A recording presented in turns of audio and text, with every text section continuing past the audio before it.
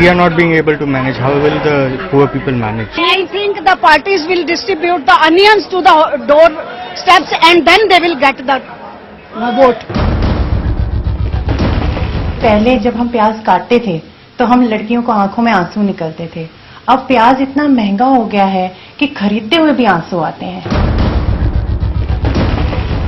500 rupees is worth 250 rupees, 200 250 rupees. Everything is expensive. रास्ता तो कोई नहीं, क्योंकि प्याज ऐसी चीज है जो हर सब्जी में हम लोग डालते हैं।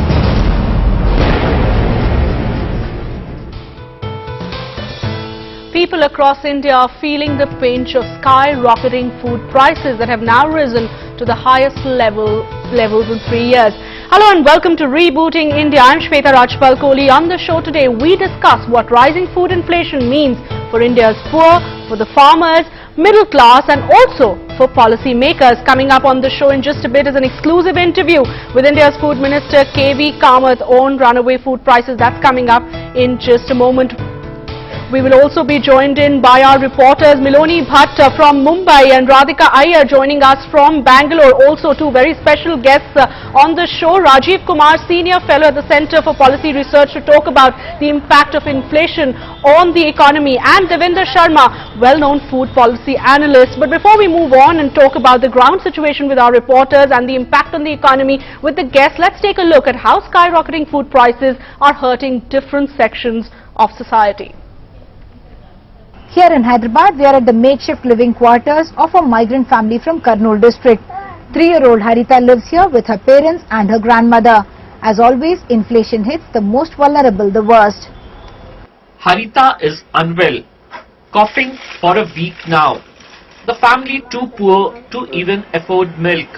The cough syrup over, the choice between buying a new bottle or vegetable for the evening. మా సంపాదన తక్కువ, ఆదికాలు ఎక్కువ. దాంట్లో సర్దుకుంటాము. కిలో తెచ్చుకునే కాడ అర్ధ కిలో తెచ్చుకుంటున్నాము. అర్ధ కిలో కూరగాయలు తెచ్చుకునే కాడ పావు kilo తెచ్చుకుంటున్నాము. For millions across India, this the harsh reality. Food now over 18% more expensive than last August. First off the plate, onions up by nearly 250%. Vegetables, rice and cereals too, hardly affordable. Here in Pune, if you are coming to a vegetable market with 200 or 300 rupees, thinking that you are going to get bag full of vegetables, just forget it. Onions, 70 rupees kilo. Beans, 120 rupees kilo. Asghar Katib, a computer operator and his 5 roommates, pool in 700 rupees each for groceries. His turn to cook today and the search on for the shop with the cheapest rates. पहले 40-50 में तरकारी आ जाती थी एक time की, लेकिन अभी 100 रुपए लग रही है। अभी खाली एक लिया मैं तो 30 रुपए लग गए इसमें। Drought and heavy rains delayed sowing and supply this year, and then the hike in diesel prices pushing the overall inflation to a 6-month high. With Uma Sudhir in Hyderabad, in Pune, Imtiaz Jalil for NDTV. So what is the government doing about the situation, and are we likely to see any respite from rising food inflation? I spoke earlier with Food Minister KV Thomas. Mr. Thomas, we've seen prices of onions zooming 250% in August. When will we see these prices coming down? As the Food Minister, is there any assurance you can give to the people of the country? See, I answered this question in the Rajya Sabha when the discussion on the prices came. According to our calculation, by the end of this month or the beginning of October, new crop will be coming and the prices will be stabilized. See, you cannot crash down the prices. The prices should get stabilized so that the farmers should get a reasonable price and consumer also get onion at a reasonable price. This is what we always do, balancing between the price available for onion to the farmers as well as to the consumers. So I think by another 15-20 days, the prices of onion will come down to a stabilizing stage.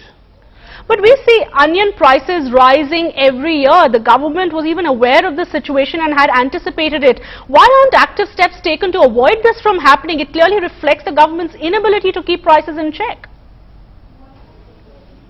See, actually this issue we have taken into consideration 2009, and that day onwards we are trying to distribute onions during this lean season. That is why we are in contact with the state governments, that NAFED is the central agency, is ready to procure onion for the states during this Rabi season, that is March, April, May, and we can store it also. But unfortunately none of the states have come forward. We have also suggested the APMC Act has to be amended so that the farmers can straight away come to the market and sell their products, but many of the states have not come forward. There is also a proposal for cluster farming around the major cities by the Ministry of Agriculture. They give a lot of financial assistance and technical assistance. Many petro cities have come forward. I think that may take some more period for that. With this cluster farming as well as the onions that has to be stored during the Rabi season and then distributed to the states in the lean season, it has to be worked out. This year also we have started in touch with the state government so that at least in the next season this should not happen. All right, it should not happen again in the next season, but sir, many believe there's a silver lining to high food inflation because farmers benefit due to rising prices. But do you see that actually happening, or is it only hoarders that seem to be making a killing? See, farmers should get a good price, reasonable price, otherwise they will not go for farming or they will switch from one item to another. So we should see that farmers get a better price. At the same time, consumers should be getting the prices, essential commodities at a reasonable price. So here is the balancing act, and naturally there is in between we have got the traders, but if there are hoardings, we have got Essential Commodities Act which many states are implementing very effectively. So this is a balancing act we have to done, but we should also understand now as the farmers are getting a better price, our agriculture production is going up in many sectors. So we should see that there is a balancing act. That is what I said. There is no scarcity in the country of any items. There may be price has been slightly gone up. Then our wage structure also has gone up. For example, Nadega. As a result of Nadega, a minimum wage of 165 rupees is available in the country per day. And wage structure, if we look at all over the country, wage structure is also better. So we have to balance between the resources which is coming in and production in the country, and then how this can be balanced. All right, many thanks for joining us. We clearly do hope that the prices of onions at least come down in the next 15 to 20 days. And as the Food Minister was saying, it has to be a balancing act between the interests of farmers and consumers. Let's now go across to get an assessment of the situation on the ground. How bad is it really? How much are people paying for onions, and how much are rising food prices pinching people? Let me go across now to Bangalore first to my colleague Radhika Iyer. Radhika, what's the situation in Bangalore, and are people really concerned about rising food prices? Well, Shweta, compared to other cities, let's say Mumbai and Delhi, it is slightly better in Bangalore, but that doesn't mean that the people here aren't suffering, especially because onions here, there are two varieties essentially. One from Maharashtra, the bigger ones, which cost about, let's say 65 rupees a kg in the retail market. This, of course, is a marketplace we're coming to you from. And the smaller ones, these are from Chitradurga, the local produce, which cost about 45 to 55 rupees per kg. I have with me a few. She already has a question. Yes. How are common people? Live. How do they live? Yes. Yeah, how they live. This price has been increasing every day, over and over. See, it's a very difficult to live for poor people, of course. Middle class people, they can live.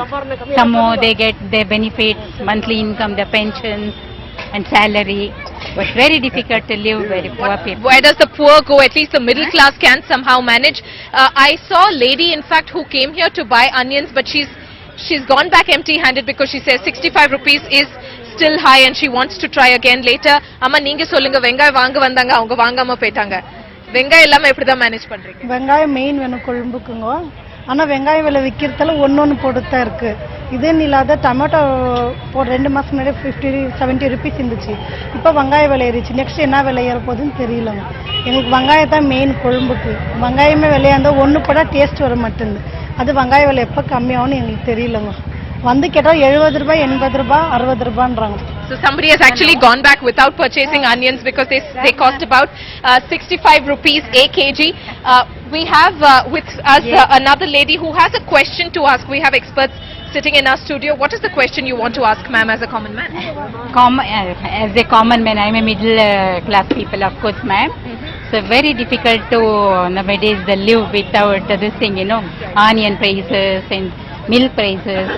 Milk, milk has gone up. Yes.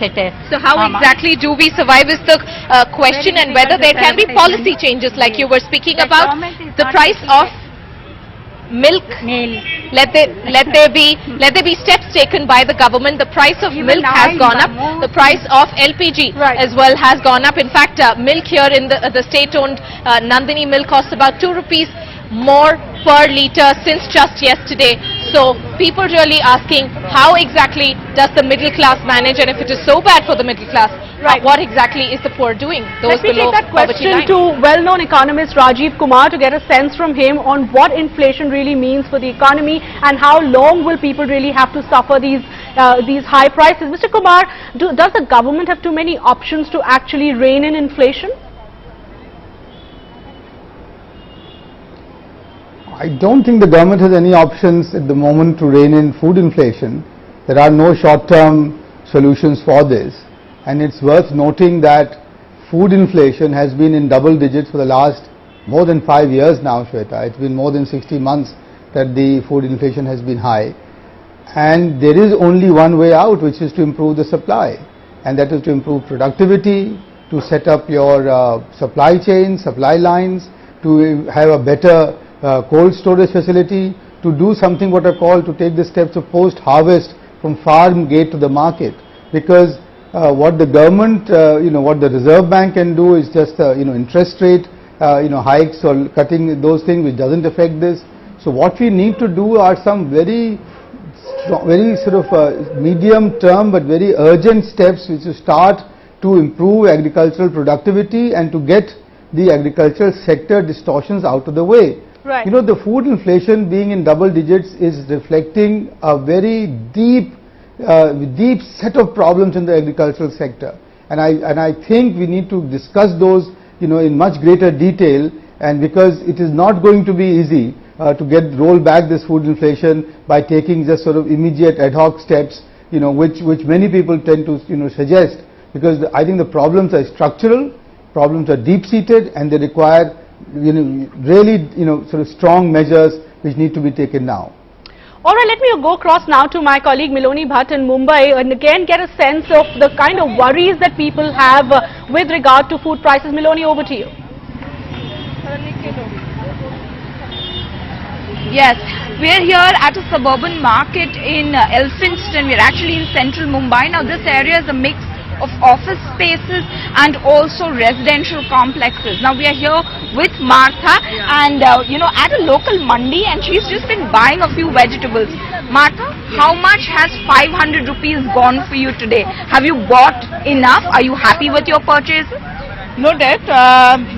Actually 500 rupees we are getting batata, onion and certain vegetables over here. And how long will they last you? At least 2 days or 3 days. That's it, and then you have to come down and spend again 2 days or 3 days. You have to come back again to buy the vegetables over here. So your household budget is completely messed up. Fully messed up. Now we can't buy anything else like jewelries or like we love jewelries, but we can't buy the jewelries. There is no money. Jewelries, we have to buy vegetables. So instead of jewelry, you have to spend the money that you would have otherwise saved to buy jewelry. Now you're spending it on buying vegetables. Right. All right. So it's a tough life. All right, Prachi, how as a student, how does inflation impact you? Because we're seeing prices just going up across the board. According to me, if you'll see, there was a first price hike in LPG and then in petrol and now in vegetables. Like what exactly, like common man, he is like struggling every day. There is, I wonder how we as a common man will exist in such an expensive environment, wherein rupee is falling and basic commodities like an onion is also so costlier nowadays. We have a panel. Would you have a question? Do you have a question for them? Yes, I have a question for the panel out there. My question is, why in every festive season there's an increase in vegetables, especially onions? Last time also there was the same scene, and today right now also there's the same scene. So is it a pre-planned activity? All right. Miloli, let me take that question actually to Devinder Sharma, well-known food policy analyst, and who better than him to actually answer that. We have a young student there in Mumbai asking a very important question, that we see food prices rising around this time every year, and why is it that it happens? And again, the food minister trying to explain that yes, they had warned states to actually procure onions, but states did not do that. What explains such a sharp rise in food prices, Mr. Sharma? Well, I think the way the prices of vegetables have been rising for last 5 years, I think is a reflection on the way the market economy works. And it's not only in fruits and vegetables. If we see across all sectors, the prices have been rising up, and that's what market economy is all about, first of all. And secondly, this argument that agriculture is because, there's less of production and there is shortfall in production. I think let's look at onions specifically. If you look at the production statistics, only 4% shortfall this year in onion production, and in the last 2 months the prices have gone up by about 400%. There's no reason why the prices should have jacked up to 400%. It's because there is a cartel which operates. It's because it's all in hand in glove. The government, the food minister, whatever he said, I think was completely, not required, in the sense that, that's not the answer that he should be giving, because perhaps he knows that he can get away with it. The fact of the matter is the government knew this was coming, because the government knows and follows the trade. The wholesale trade has been hoarding onions, and they have been doing it for last 2, 3, 4 months now. And there are reports in the newspapers. Many studies have been done on this, how the trade has been hoarding, onion, just to capitalize on the higher prices. So it's all planned. I think the government knows about it. For the last 5 years, I have seen no shortfall in food production. Please tell me, why only we talk about onion? What about palak? What about bangan? What about other vegetables? No vegetable is less than 40 rupees a kilo now, except for potato. And I'm sure you will agree, no production has gone down in any part of the country as far as the other vegetables are concerned. So I think it is basically a kind of a nexus that operates, and unless we crack down on trade, that's the only way. The market economists will never like it. They will come up with all funny solutions, replacing one set of middlemen with another set of middlemen. Yesterday I went to Reliance Fresh. I bought onion for 59 rupees a kilo. What is the advantage of having this organized retail if they have to sell at the same price that the open market is selling? So you're replacing one set of the hoarders or the cartel operators with another set of cartel operators is not the answer. What we need today is a danda. That's what I've been saying for long. If 5 years the government had cracked down the danda through using the Essential Commodities Act, the trade would have behaved, and let me tell you, the people would not have suffered the way they have suffered today. All right, a food policy analyst there clearly saying that the government is not doing enough to check prices. Let me now move on and try and get a sense of what high inflation means for the economy and for policy makers, and how it will particularly impact the decision of the new RBI Governor Raghuram Rajan. So how does inflation impact high interest rates? So if you have high inflation, then clearly you have a situation where the Reserve Bank of India has to focus on controlling inflation, which really means that it will lead to high interest rates, simply because RBI cannot cut interest rates. If it does that, then we're going to see inflation rising. And what does it mean for you? Well, your EMIs are going to remain high. So if there was any hope that the Reserve Bank of India would be cutting rates when it meets for its policy review on Friday, those hopes do not exist anymore because of this very high inflation number. Most analysts feel that RBI will be unable to cut rates. Mr. Rajiv Kumar, give us a sense of how high inflation impacts the economy, the deficits, and the decision of the RBI governor to cut interest rates, because that's something that he may not have room to do anymore with those high inflation numbers. Shweta, I think the inflation impacts in the economy in two ways. One, and which is especially about food and fuel inflation, it is a cost increasing inflation. It has a cost impact. It makes your economy high cost, so you have to raise wages, and therefore once you raise wages, your cost of production goes up, and therefore it sets up an inflationary spiral. The other way that it impacts inflation is that it sets about inflationary expectations in the economy, that everybody starts expecting that there will be more and more inflation, so people start making higher demand for their wages, and then once they make higher demands, and they also shelve some of the,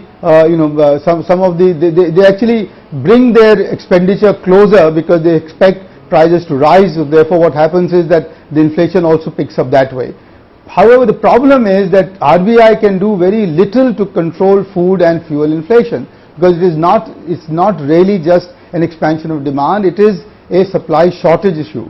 So what I am really hoping this time, that the RBI will not use this policy announcement to think about inflation in a sort of more in a sort of classical way, that it is a monetary phenomena and that they can't touch the interest rates because the inflation is high. Inflation in India is high because of food inflation, which is a supply driven situation, and therefore what you need to do is to probably make better credit, cheaper credit available to the farmer, to those who will make investment in the capacities from the farm gate to the market. The RBI governor should be talking to the government to abolish or amend the APMC Act to reduce the transactions costs, so that there are and to reduce wastage of food. So this is a much more complicated situation than simply saying inflation is high, so interest rate won't be cut. I'm honestly hoping that the RBI governor will take courage in both his hands and say, no, I want to administer some kind of a benign shock to the economy and do something to bring cost of capital down so that it perks up the investment sentiment. Because without investment rising, there will not be an increase in supplies either of food stocks or of any other commodity. Just one last point, Shweta, which is in our agriculture sector, there is an amazing paradox. We have a large excess supply of food grains, 70 million tons of food grains in stock, but a shortage of commodities which are now being demanded more and more by the people, which are vegetable, dairy, poultry, meat and proteins. This is the paradox that you have to resolve now in agriculture. And this is what I am afraid will not be resolved by wielding the danda. The other paradox clearly is the fact that India may be seeing the best monsoon in 2 decades this year. We're seeing rising food prices despite the fact that the monsoon has been a bumper one. Let's try and actually find out what a good monsoon means for India's economy. So far, it has been one of the best monsoon in 2 decades. With 4% surplus rain in the country, the monsoon in fact covered the entire country 1 month in advance, and out of the total 36 divisions the Met Department monitors, 30 have received above normal or excess rainfall. There were fears of a drought in Bihar and Jharkhand, but rains in the eastern part of the country have now picked up. The bumper monsoon may end up being a savior for the ailing Indian economy, as the record rainfall has brightened the prospects of a bumper crop harvest. A good kharif crop is expected to ease food inflation, which was at a 3-year high in August at 18.18%. The Prime Minister's top economic advisory says the monsoon alone will help more than double agricultural growth this year. The reservoir position in the week ending August 29, 2013 was nearly 30% better than the average of the last 10 years. That's both Kharif and Rabi crops are expected to be good. Even though the contribution of agriculture to overall growth is sliding and has come down to 14%, a good monsoon can help spur the country's growth rate. Monsoon has turned out to be excellent. Agricultural output should be very good, and there will be a multiplier effect on both industrial and services growth. So, policymakers are now hoping that the bumper monsoon will help reduce the impact of the dark clouds that are hovering over the Indian economy. In New Delhi, Hina Gambhir for NDTV. Clearly, policymakers depending on that good monsoon to actually help boost growth, but clearly inflation remains one of their biggest headaches. With that, it's a wrap here on Rebooting India. Thanks so much for watching. Goodbye.